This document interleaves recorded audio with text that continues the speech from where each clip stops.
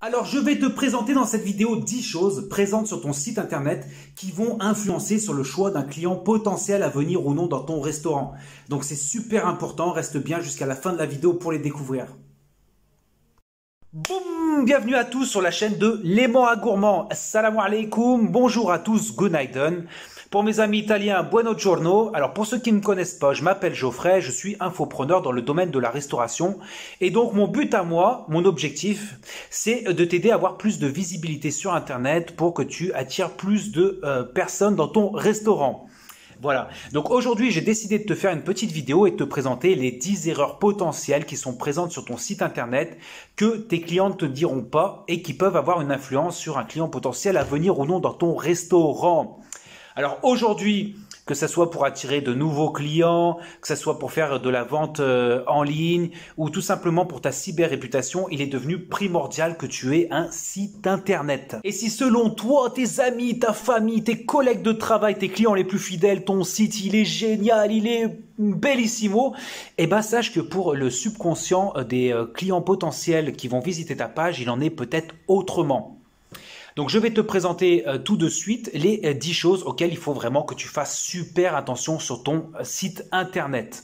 La number one que les cerveaux de tes clients potentiels peuvent dire en arrivant sur ton site internet, c'est les photos ne sont pas professionnelles. Eh oui, ça c'est un énorme problème. Tu le sais, lorsqu'on arrive sur un site internet, la première chose qui va nous attirer le regard, eh ben, c'est les photos des plats, les photos de tes mets. Il faut vraiment que ça soit au top, que les photos soient de qualité, que ça fasse professionnel. Si tu as pris des super photos, que tu as un super iPhone, mais que c'est pas mis en avant parce que tu ne sais pas faire comment, au niveau de la lumière, au niveau de toutes ces choses-là, ça peut être vraiment un très gros problème. Tu peux même faire le plus beau des plats. S'il est mal pris en photo, eh ben, tu vas avoir un impact qui va pas être bon sur tes potentiels clients. Tu vois, imagine-toi à la place du client. Du potentiel client, il arrive sur un site internet, les photos elles sont prises un petit peu à l'arrache, la luminosité n'est pas pareille sur la même, bah il va se dire quoi? Ah ouais, tu vois, il va pas être wow, ah ouais, ça déchire, ça donne vraiment envie. Donc ça c'est le number one, c'est vraiment super important. Je pense que la plupart d'entre vous qui regardez la vidéo le savent déjà, mais je le rappelle, c'est un grand point. La numéro 2, pourquoi l'image de marque du site internet ne correspond pas au restaurant? Et oui, tu t'imagines, mets-toi à la place des clients potentiels. Ils tombent sur ton site internet. Waouh, ouais, il est génial, là, j'ai trop envie de manger là-bas. Allez, c'est bon, vas-y, on y va, prends tes affaires, on prend la voiture, on y va. Ils débarquent sur place, ils voient plein de restaurants et il n'y en a pas un seul qui correspond à ton site internet. Voilà. Donc ça, c'est un gros problème. Il faut vraiment que ton site internet, il corresponde à ton restaurant. Voilà. Donc là, on parle de quoi? On parle du niveau de la police de l'écriture, on parle des logos, on parle du code couleur. Il faut vraiment que ça se corresponde.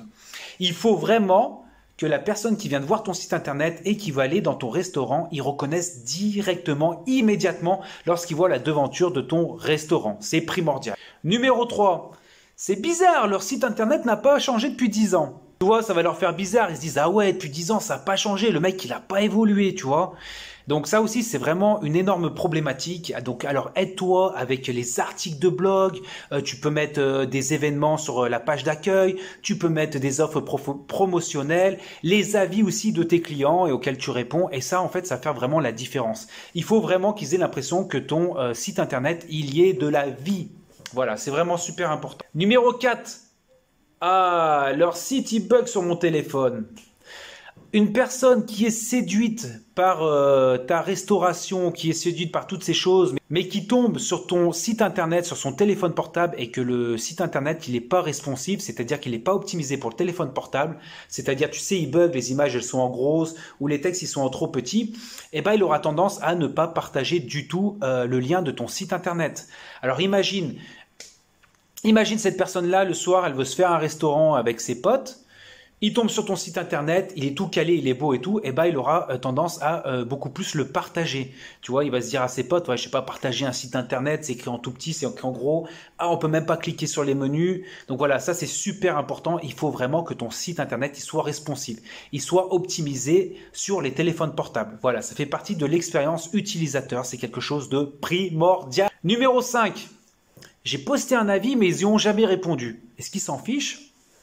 Voilà. Lorsqu'une personne te met un avis sur ton restaurant, que ce soit un avis positif, un avis négatif, Réponds-lui toujours, c'est super important, ça va prouver que tu t'intéresses vraiment à son avis, que tu t'intéresses à l'expérience qu'il a pu avoir dans ton restaurant et ça c'est vraiment super important. Même pour les personnes qui vont venir visiter ton site internet, s'ils voient que tu as répondu à chacun des avis et qu'il y a des avis négatifs et tu leur dis ah bah désolé, aujourd'hui on a été dépassé par le temps, je vous invite la prochaine fois dans mon restaurant, vous aurez à votre disposition un dessin gratuit ou une chose de ce genre-là. Mais c'est vraiment primordial. Réponds toujours à tes avis, qu'ils soient positifs ou négatifs. Tu sais, imagine-toi, tu vas dans un restaurant, tu as une mauvaise expérience, mais voilà, l'erreur est humaine, il peut y avoir plein de choses, il manquait un cuistot, ce genre de choses et tout. Les restaurateurs, s'ils sont vraiment professionnels, s'ils sont responsables, si ils veulent fidéliser des clients, eh ben ils vont essayer de se rattraper, tu vois. Donc essaye de faire la même chose. Tu dis bah écoutez, la prochaine fois, donc je vous offre le dessert. Les personnes elles vont venir, oui, tu présentes tes excuses, désolé pour la dernière fois. Patati patata, tu peux créer même une relation, un petit peu de confiance avec la personne, et là c'est banco, tu peux fidéliser des clients en faisant ça, c'est vraiment une très bonne technique. La numéro 6, hop, tu as le client, il est sur ton site internet et il voit pas les boutons en redirection vers tes réseaux sociaux. Qu'est-ce qu'il va se dire? Bah écoute, il va rien se dire, mais il va pas s'abonner à tes pages Facebook, ni Instagram, ni quoi que ce soit. C'est super dommage parce que, comme tu le sais, le nombre d'abonnés, le nombre de followers, eh ben c'est super important pour la notoriété de ton restaurant. Une personne qui va sur sur ta page Facebook, il voit qu'il y a 10 000 abonnés, eh ben il aura pas du tout le même avis, la même opinion que s'il vient sur ta page et il y a par exemple 59 personnes, tu vois. Parce que bah, c'est super important pour la réputation, la cyber-réputation. Plus il va y avoir un nombre d'abonnés important avec des personnes qui répondent à tes publications, et ben plus ça mettra en confiance à la personne et plus on aura envie de venir visiter ton restaurant. La numéro 7. Ah, je comprends pas, j'arrive pas à trouver l'adresse du restaurant. Attends, c'est où? Grosse erreur, il faut que l'adresse de ton restaurant soit visible directement. C'est l'une des raisons pour lesquelles les personnes visitent les sites internet, c'est pour trouver l'adresse du restaurant. Essaye de donner aussi le maximum d'indications. Si par exemple c'est dans une rue où il y a très peu de places de parking, essaye de leur dire oui, à 50 mètres, vous pouvez vous garer sur ce parking-là, il est sécurisé, il est très proche du restaurant, il n'y a pas de problème, voilà. Essaye de donner le maximum d'informations. Il y a aussi beaucoup de personnes qui vont aller regarder directement sur Google Maps. Ils vont se mettre dans la rue et ils vont regarder pour voir s'ils peuvent se garer, l'enseigne, à quoi ressemble l'enseigne de l'extérieur. Donc c'est vraiment super important. Essaye de donner le maximum d'informations sur l'emplacement de ton restaurant pour faciliter les clients. En fait, c'est simple, ils vont avoir des objections peut-être dans leur tête et toi, il faut que tu répondes à un maximum d'objections pour qu'au final, ils se disent bon, bah on y va alors. Ah, leur site, il est pas top, hein, j'ai pas envie de le mettre sur mon blog quand même. Là, mets-toi à la place d'un blogueur, d'une blogueuse culinaire. Tu sais, ils aiment beaucoup faire des publications où ils présentent des restaurants avec les différents plats, ce genre de choses. Mais en règle générale, ils mettent toujours un lien qui redirige vers le site officiel du restaurant. Mais si ton site internet il est pas top, eh ben déjà peut-être que ça va influencer sur le blogueur, il se dira peut-être ah j'ai pas trop envie de mettre son site quand même, hein, c'est pas beau, hein. Et aussi pour la communauté du blogueur, parce que si la communauté du blogueur ils font confiance au blogueur, ils se disent ah ouais c'est un bon restaurant et tout, et ils tombent sur ton site internet qui est totalement pété. Eh ben, ça leur donnera pas envie de venir dans ton restaurant. Donc c'est pour ça il faut vraiment soigner la présentation de son site internet et se donner toutes les chances de son côté pour attirer les clients, leur donner envie de passer à l'action. La numéro 9. Wow, ils sont responsables!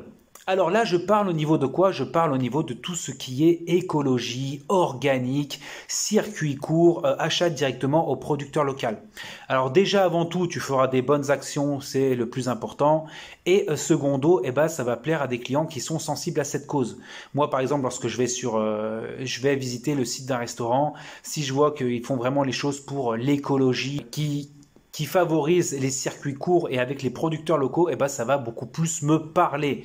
Plutôt qu'ils vont acheter leurs fruits et légumes directement à Carrefour qui viennent d'Espagne ou de je ne sais où. La numéro 10. Ah, c'est top, il montrait les coulisses.